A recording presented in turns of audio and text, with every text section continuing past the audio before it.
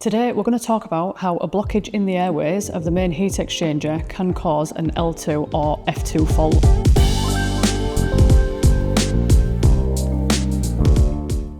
So there's a little test that we can do, which I'll show you now. I'm just going to remove the sump cover.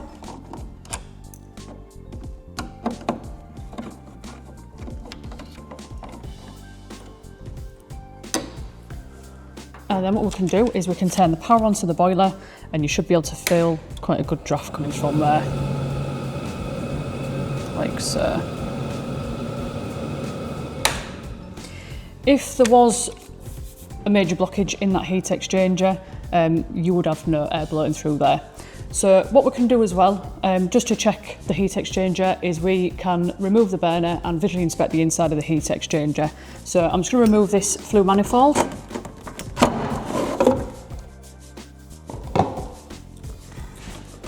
To remove the clip from the top of the gas valve.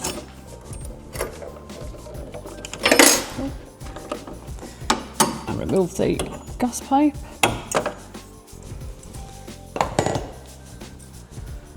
And to remove the electrical connections from the fan.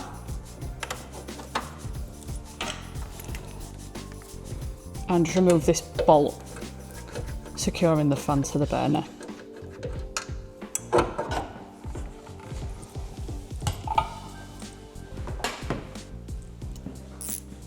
And then you just need to remove these 4 burner bolts securing the burner onto the heat exchanger.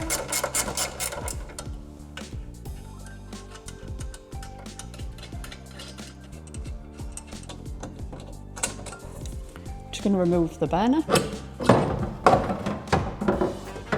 and visually inspect the inside of the heat exchanger.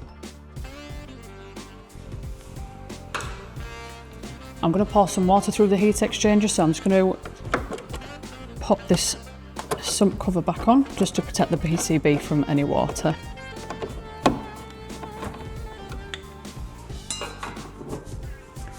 Just going to pour some water through the heat exchanger, ensuring that it runs clear through the sump.